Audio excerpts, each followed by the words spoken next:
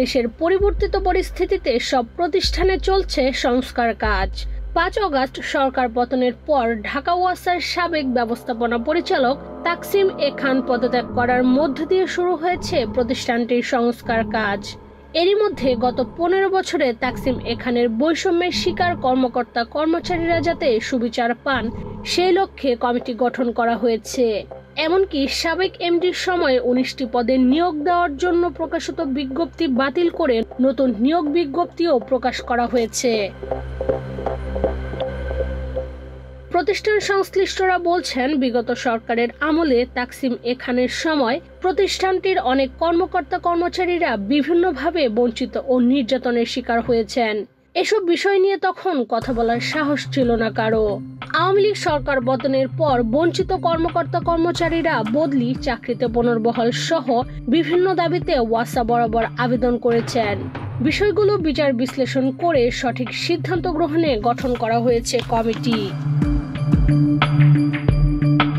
জানা গেছে, বিভিন্ন বিভাগ, জোন, সার্কেল, প্ল্যান্ট ও প্রকল্পসমূহের মেরামত, রক্ষণাবেক্ষণ ও উন্নয়নমূলক কাজ মনিটরিং করতে 3টি টাস্কফোর্স সহ বিভিন্ন গুরুত্বপূর্ণ কমিটি গঠন করা হয়েছে।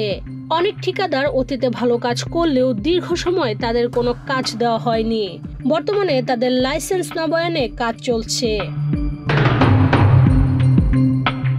ঢাকা ওয়াসার রাজস্ব বিভাগের বিলিং ও রাজস্ব আদায় কার্যক্রমের স্বচ্ছতা ও জবাবদিহিতা নিশ্চিতকরণ, বৈদেশিক প্রশিক্ষণ, সেমিনার, কারখানা পরিদর্শন, এসডিডি বাস্তবায়ন, জেন্ডার ইকুয়ালিটি সহ বিভিন্ন নীতিমালা প্রণয়নে কমিটি গঠন করা হয়েছে। এছাড়া পানি সরবরাহ প্রকল্পের আওতায় 31টি গভীর নলকূপের ডিজাইনও চূড়ান্ত করা হয়েছে।